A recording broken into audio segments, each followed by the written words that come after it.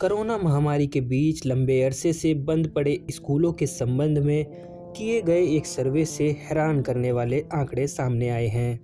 इस सर्वे की रिपोर्ट में पता चला है कि ग्रामीण इलाकों के सिर्फ 8% बच्चे ही नियमित रूप से ऑनलाइन पढ़ाई कर रहे हैं और 37% बच्चे बिल्कुल भी नहीं पढ़ पा रहे हैं। 15 राज्यों में लगभग 1400 बच्चों के बीच कराए गए इस सर्वे से पता चला है कि बच्चे न केवल पढ़ने के अधिकार बल्कि स्कूल जाने से मिलने वाले दूसरे फायदों से भी वंचित हो गए हैं, जिसमें सुरक्षित माहौल, बढ़िया पोषण और स्वस्थ सामाजिक जीवन शामिल है।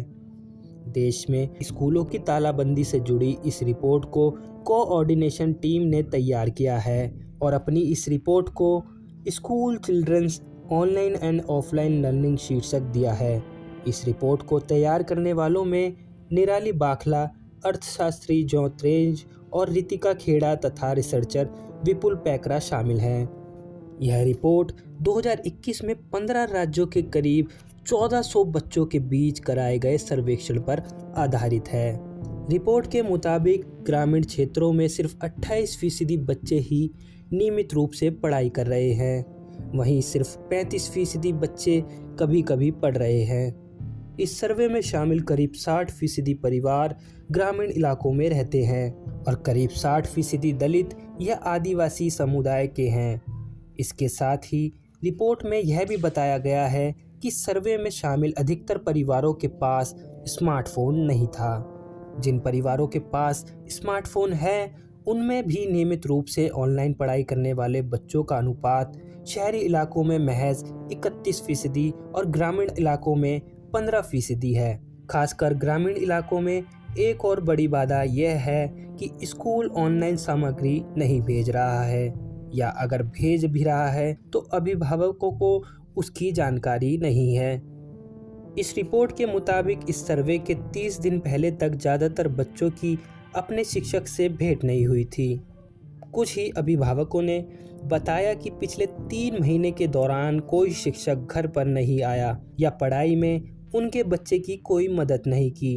उन्होंने कहा, गाहे भगाहे उनमें से कुछ एक को व्हाट्सएप के जरिए यूट्यूब लिंक फॉरवर्ड करने जैसे सांकेतिक ऑनलाइन इंटरेक्शन को छोड़कर ज़्यादातर शिक्षक अपने छात्रों से बेखबर लगते हैं।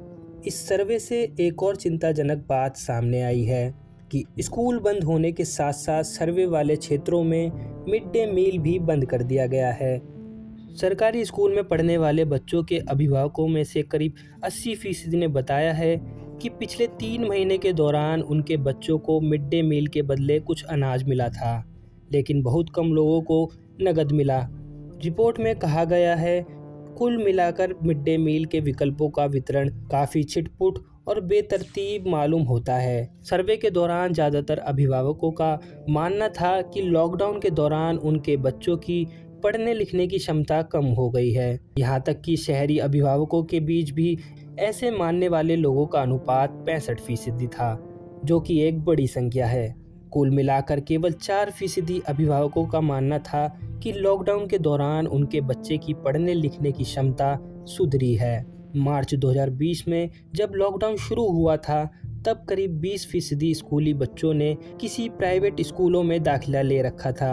लॉकडाउन के दौरान कई प्राइवेट स्कूलों ने ऑनलाइन शिक्षा अपनाकर उभरने का प्रयास किया और पुरानी फीस लेना जारी रखा, लेकिन ऑनलाइन शिक्षा में आने वाले अतिरिक्त खर्चों के चलते कई बच्चों ने प्राइवेट स्कूल छोड़कर सरकारी स्कूल में एडमिशन ले लिया। रिपोर्ट के मुताबिक करीब 26% बच्चों को ऐसा करना पड़ा।